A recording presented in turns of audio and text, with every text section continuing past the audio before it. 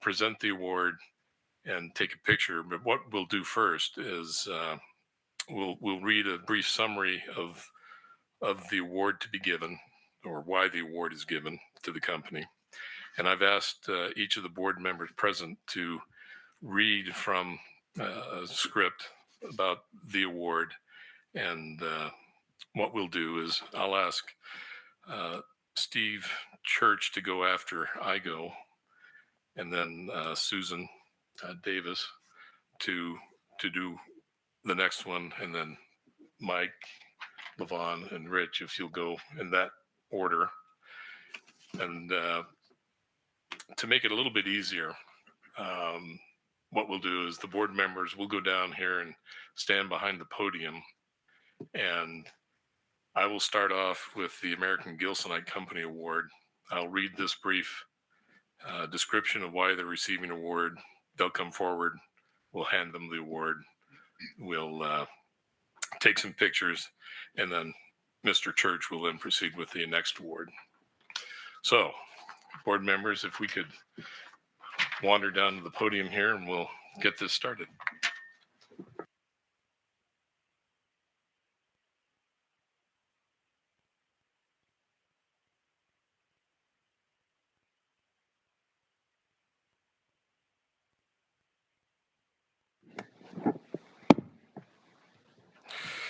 The first award goes to American Gilsonite Company, and they're receiving an Environmental Excellence Award for their outstanding reclamation in the Bonanza area of Uinta County. AGC reclaimed 14 total locations, including 9 full mine sites, amounting to over 20% of their total reclamation obligations. They went beyond regulations by capping shafts using methods that ensure long-term stability, separated materials for recycling, and are promoting successful regrowth of vegetation through the research seed selection, moisture retainment, and additional water for improved germination. Although Uinta County was among the Utah counties hardest hit by unemployment due to COVID, American Gilsonite Company was able to keep vital employees working through one of the most difficult times in the company's history. We appreciate the work that they have done. If the representatives from American Gilsonite come forward, we'll hand you an award and take your picture. Thank you. Why don't you go ahead and stand here in front? Some pictures. And thank you for your work. Appreciate what you've done. Thank you. Appreciate it.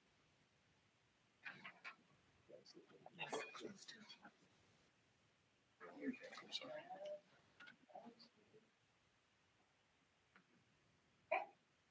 Thank you.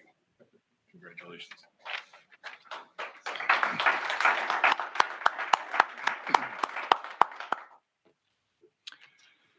Marathon Petroleum Corporation, MPLX, is receiving an Environmental Excellence Award for environmental improvement to an active drilling site. MPLX developed a quarterly oil and gas industry best management practice program at its Iron Horse gas processing facility and compressor station, which is not subject to federal regulation.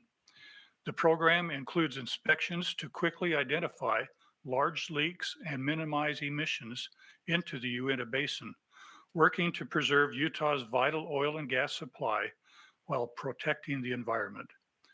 In 2020, repairs of leaks found during quarterly monitoring reduced emissions from 249,672 pounds of volatile organic compound to 62,615 pounds, the energy saving equivalent to the CO2 output of supplying 254 homes with power for a year.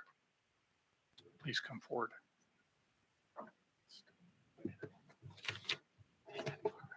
Excuse me.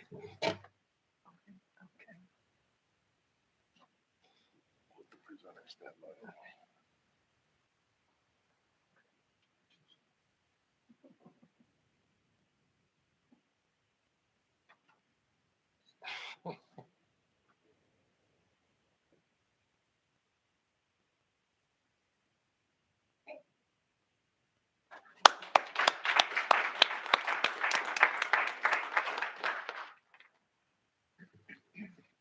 It is my particular pleasure to give this award to Dominion Energy Questar Pipeline. I know a couple of these people. They are receiving an Environmental Excellence Award for their methane emissions reduction program. Since 2019, Dominion Energy Questar Pipeline, LLC, has implemented a methane reduction program across its operating footprint. Dominion Energy Questar Pipeline has prevented over 267 million cubic feet of natural gas from being emitted into the atmosphere. This volume equates to removing 3,165 passenger cars from the road or heating 1,690 homes for 1 year. The program consists of modifying infrastructure, improving systems, and several voluntary initiatives, such as sending methane to adjacent low-pressure pipeline systems instead of venting during maintenance. Through this program, Dominion Energy Questar Pipeline has reduced the percentage of methane gas saved during maintenance events along pipelines and at stations by 86% in 2019 and 90% in 2020.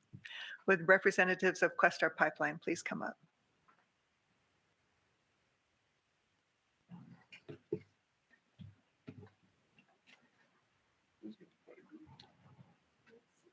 Mr. Chair, you might want to be.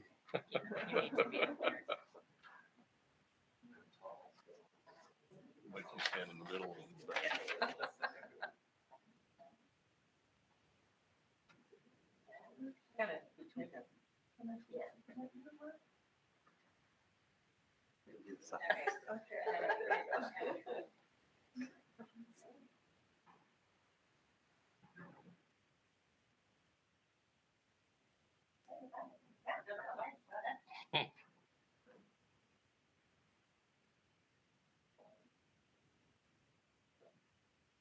Congratulations. Cell phone, take a picture.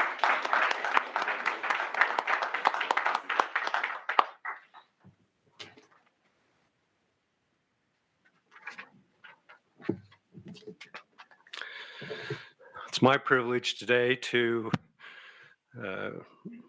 read an award for Canyon Fuels Company, LLC.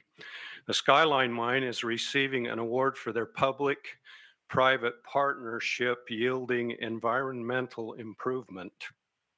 The Utah Division of Oil, Gas, and Mining's Abandoned Mine Reclamation Program nominated Canyon Fuels Company's Skyline Mine for its material support to the program's Clear Creek Refuse Piles Reclamation Project.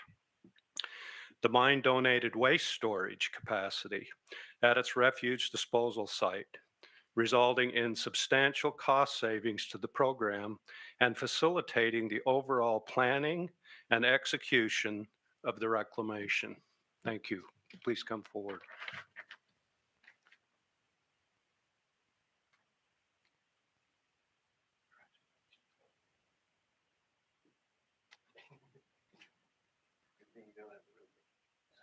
Yeah.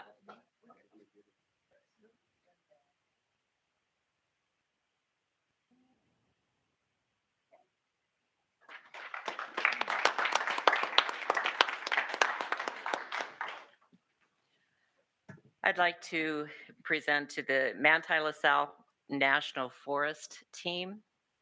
Manti LaSalle National Forest is being awarded for their compliance enforcement and outreach at the Dream Mine in San Juan County. The Manti LaSalle Forest Service Minerals team went above and beyond regulatory requirements to keep the public safe when an operator reopened an abandoned mine without authorization, sending sediment into a perennial creek approximately a half-mile upstream from Blanding's water supply intake. The team quickly responded, coordinating with several outside agencies and stakeholders to protect public health and properly close the mine. Congratulations. Could I have you come forward, please?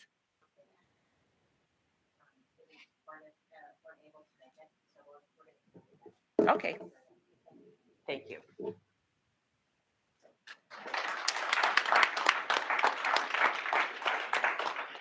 And last but most definitely not least, Karis Uinta LLC is receiving an award for their outstanding final reclamation at the Greater Natural Butte site in Uinta County. From October 2020 to February 2021, CARA staff reclaimed, contoured, and seeded approximately 108 acres. They focused on soil amendments, native soil nutrient needs, and native custom seed mixes.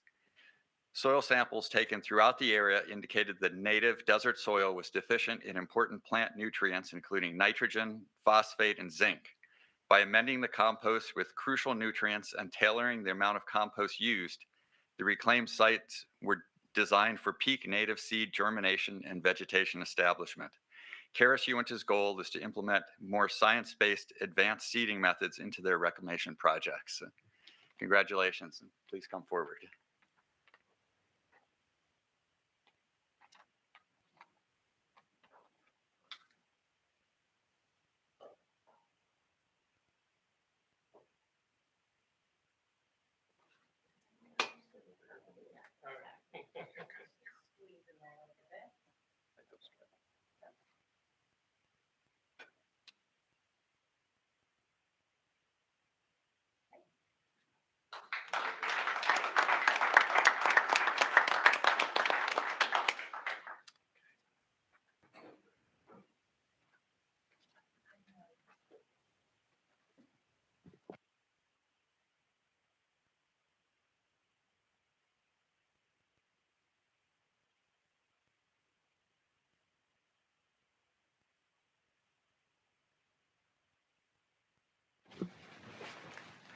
Thank you to all who participated in this year's program.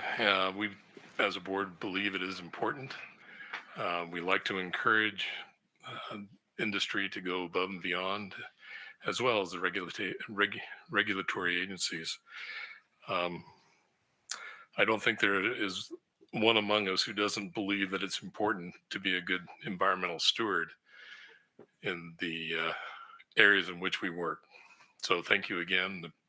Appreciate what good work you're doing, and hope to see many of you here back next year.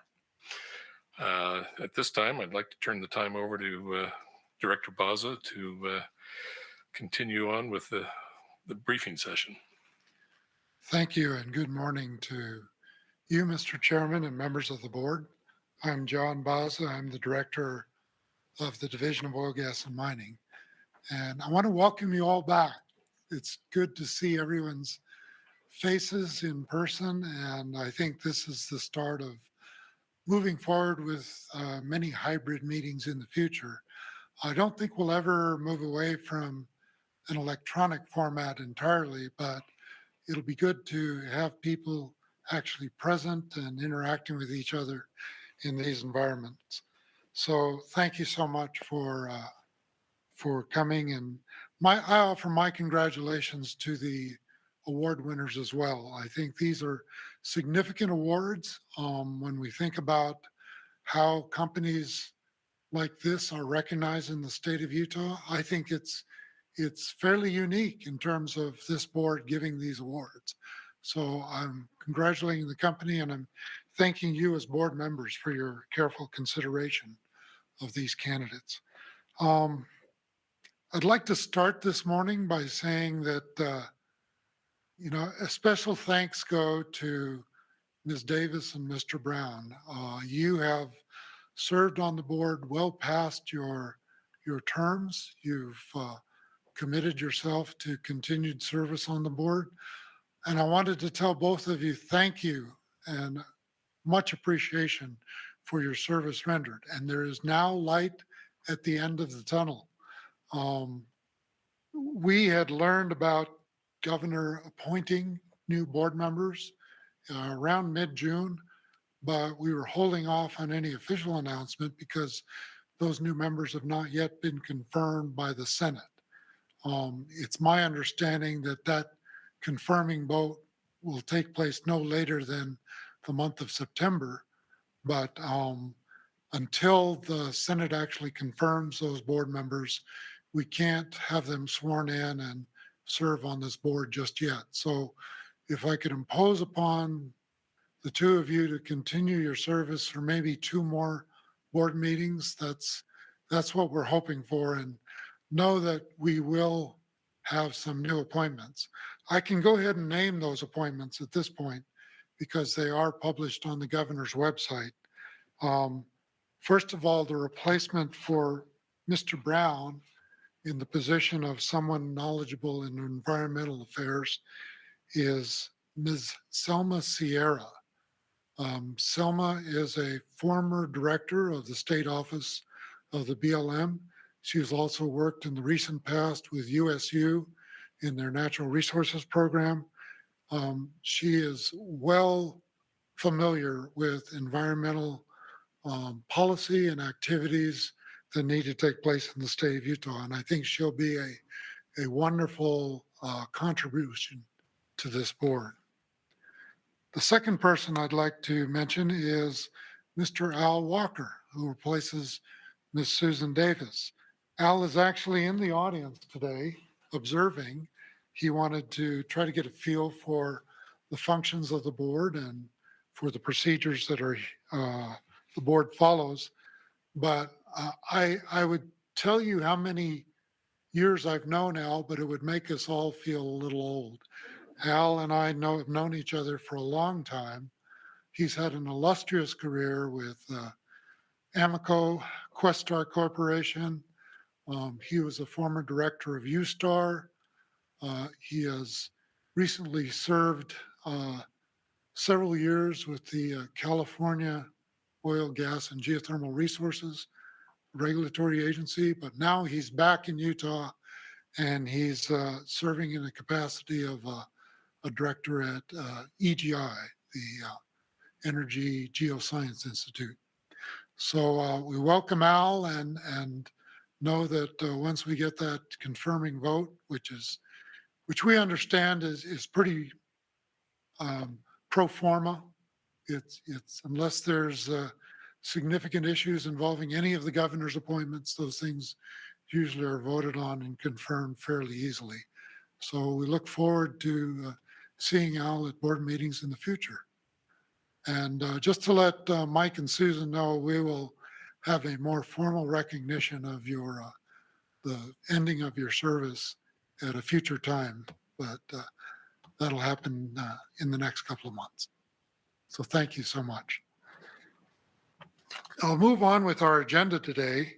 The second item after the Environmental Excellence Awards ceremony was an update on technology that we are using and looking at using in our minerals regulatory program. I think you'll be impressed when you hear this presentation.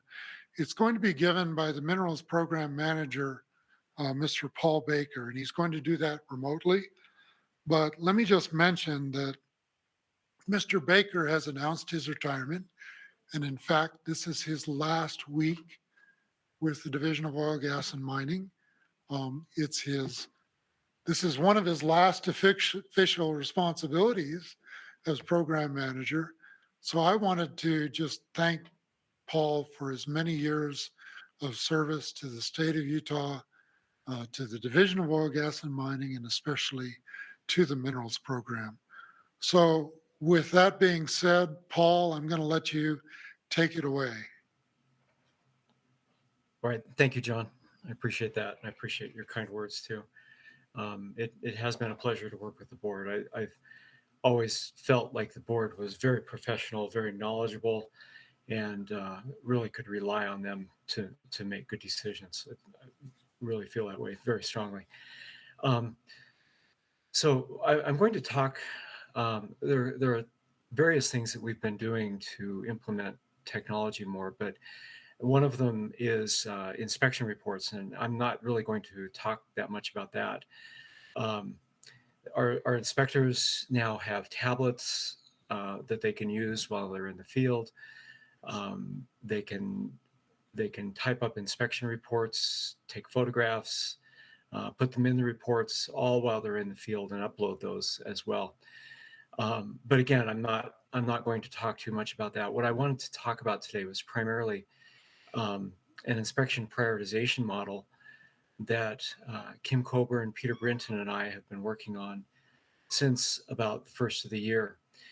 Prior to this, well, and even now, I guess, since this is not implemented yet, we have been just kind of prioritizing inspections by what we think needs to be done, or based on category of small mine, large mine, exploration project, things like that. But the idea of this is to make it a little more responsive to various issues that we have. And so I'm going to go ahead and present a short slideshow and talk about some of these things. So here we go.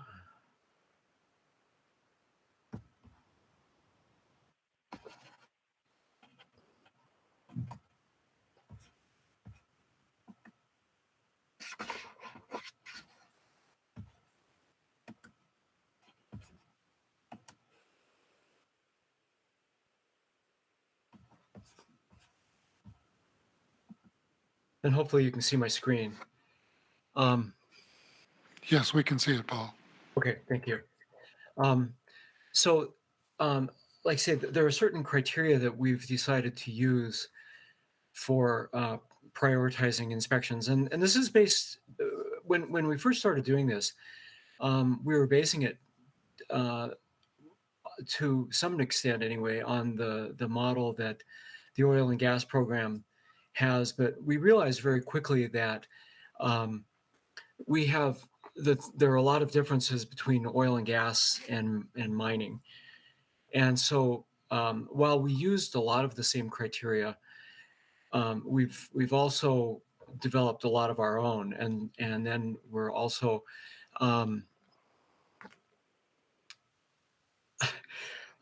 I'm sorry, I've got a litter of kittens here climbing up my leg. We're also weighting those various factors. But to begin with, there are a couple of things that we've decided to have as overrides. They automatically trigger an inspection. And one is a bond release request. If somebody requests a release, we need to do an inspection to make sure that it meets the criteria. And then the second one is if there's an inspection task, and we will create inspection tasks based on information that might be in an annual report. Sometimes there's conflicting information in the annual report.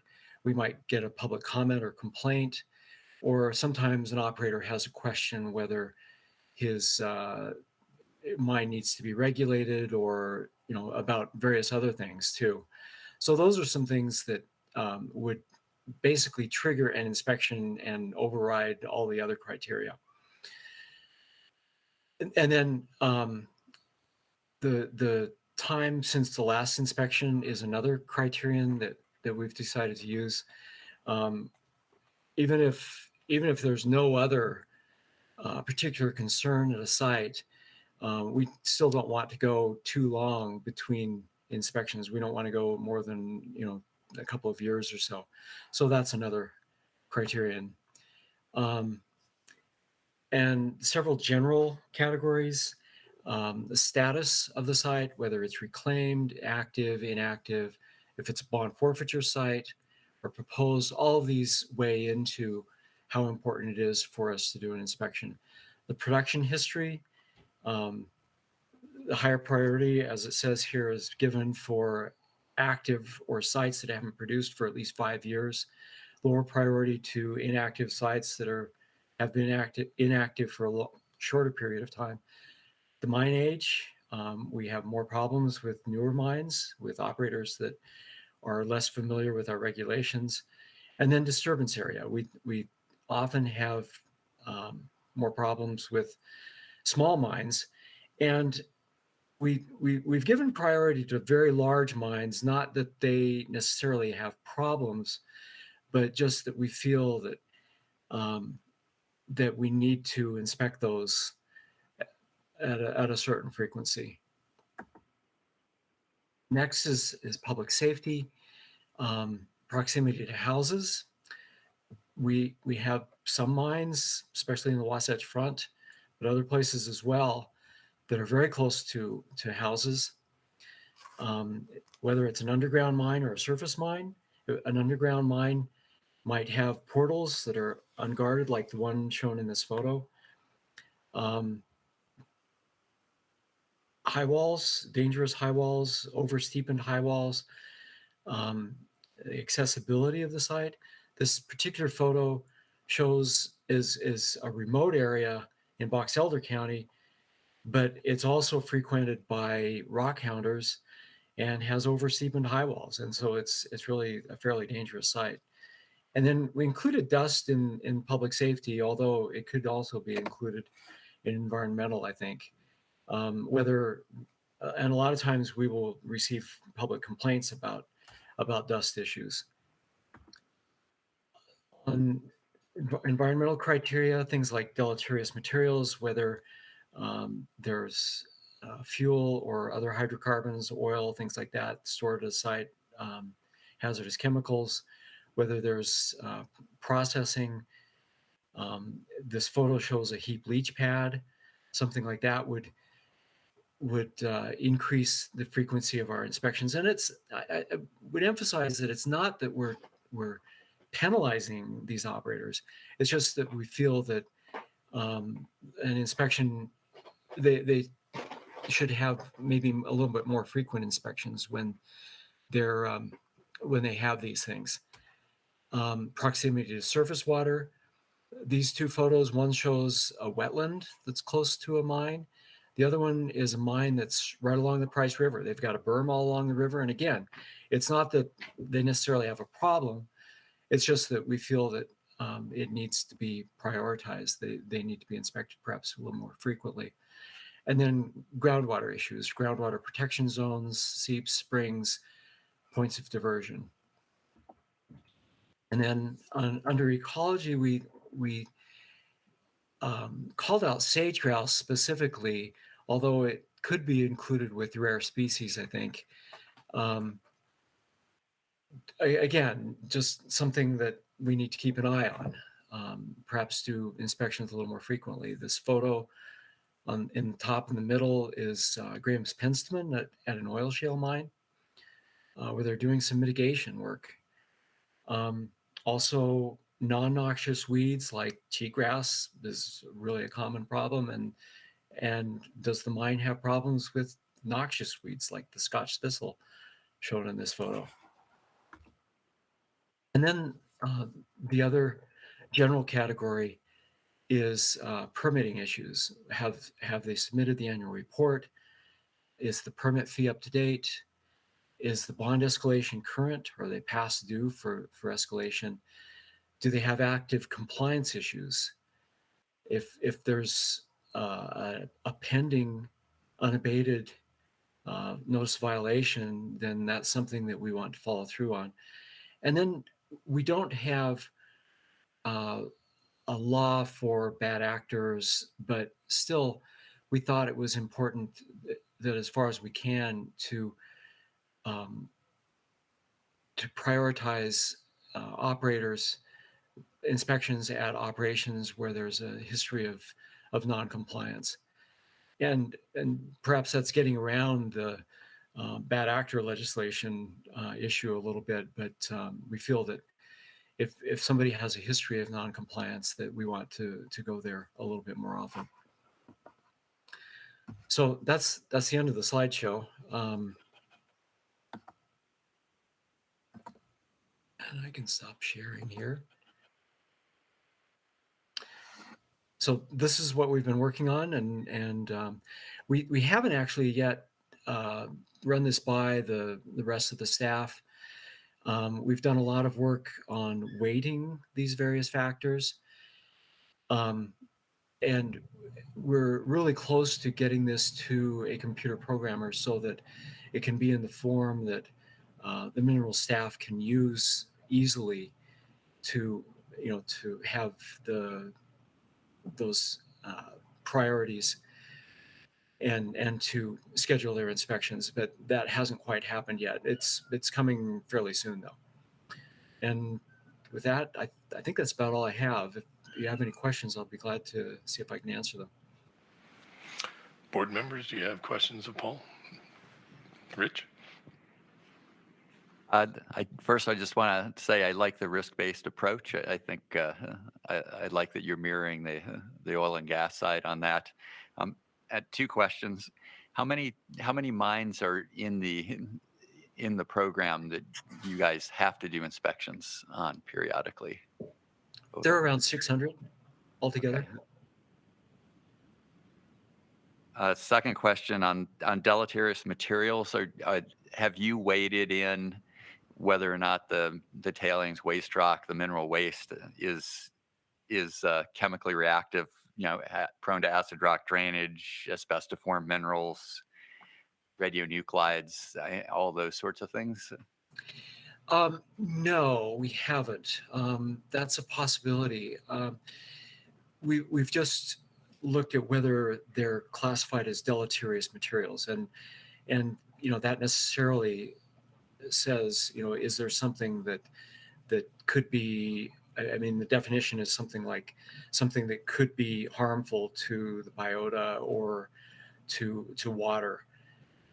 So some of those factors are necessarily in there, but as far as the amount of reactivity or the amount of danger there might be, no, we have not weighted that. That is a possibility for sure.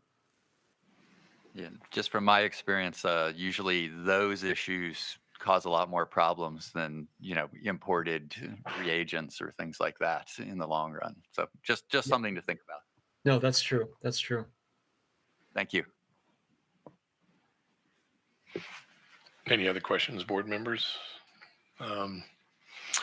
Before we turn back over to Director Baza, I would like to personally thank Paul for the years of work and dedication to the division. I've known Paul, we've known each other for about 30 years, and I've always felt that you were a calming presence, very knowledgeable on what you needed to do, and always solution oriented. And I, for one, will miss you from the division. But congratulations on retiring, and hope you enjoy it. Thank you very much, Chairman Hansen. I appreciate that, and I've really appreciated knowing you as well. 30 years I've worked for the division. So yeah. Yeah, we won't dwell on that fact, but we had a little bit different hair color and looked a little younger, but it's been a pleasure working with you. Thank you very much. Director Baza? Well, thank you for those kind words, Mr. Chairman. We too are going to miss Paul tremendously. And as I told the staff when we had our staff meeting last week, one special feature about Paul is he and I and Dana Dean, we all went to the same high school at different times, but we're all graduates of the same high school. So. I'm sure Dana appreciates you putting that fact in there. Well, thank you so much, Paul.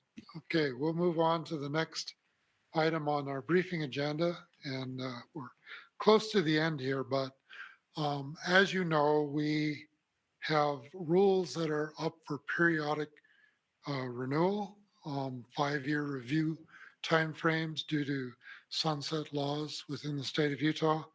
So here with me today is Natasha Balev, our legislative and policy coordinator, who guides us through these rulemakings and renewals. And she's going to talk to you for a minute about the rules that are currently up for renewal. Yeah, good morning. As John said, I'm Natasha Balev. I'm the Legislative and Policy Coordinator.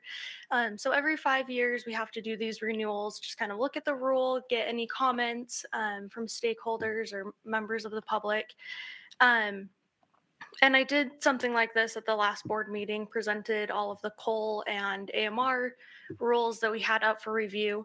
This month, we are addressing the oil and gas program, and then we have one administrative rule that deals with grandma requests. And I filed a memo with the board, I think it was 2 months ago, just with the list of all of the rules and explaining why they should be renewed. Basically, we need them to stay compliant and so that we can establish appropriate standards to ensure public health, safety, and resource detriment are protected. We did send a memo to appropriate stakeholders, and we did receive one from the Utah Petroleum Association. And they just said that they were in support of the rules and that they're looking forward to our upcoming rulemakings because they participate in those. So just to let you know that after today's meeting, I will be submitting those 5-year rural renewals. And if you have any questions, I can take them. And if not, I'll turn the time back over to Director Baza. Board members, any questions for Natasha? Thank you. And just to add to that, we are on the clock on these 5-year renewals. In fact, Natasha and I got emails yesterday. It says you're down to 30 days to get these rules back into effective state. So this is very timely and appropriate that we proceed forward with these renewals. So thank you very much. I don't have much else to talk about during briefing. We do have a scheduled August hearing, which is going to take place on August 25th. There are a number of items that are on the formal agenda, but we have not yet finalized a briefing agenda for that meeting. So we look forward to seeing you again here when that happens. And at this time, Mr. Chairman, I can turn it back to you for any public comment or necessary actions by the board. Thank you, Director Baza. One thing I would like to do is recognize that our time with Gordon Rowe is coming to an end. He's not leaving the state, but is going to fulfill his responsibilities as an AG for the Division of Water Rights. And we certainly appreciate all the good work you've done for us and with us. Enjoyed working with you. I'm sorry to see you go, and I'm sure Mike is doubly sorry. But it's time for you to spread your wings a little bit more and take on those responsibilities. Thank you for all your good work. Thank you. We'll see you around. With that, I don't think we have anything other than to say we'll be back to, I don't believe it's only 7:40, so it's 9:49 now. Yes. Thank you, Mr. Brown, reminding me that this is the time and the opportunity for any public comment from the folks who are in attendance or on electronically. Anybody would like to present anything at this time? Hearing and seeing none, we'll end this portion, the briefing session, and reconvene at 10 o'clock for the formal portion of the hearing. So we're off the record, and we'll be back at 10.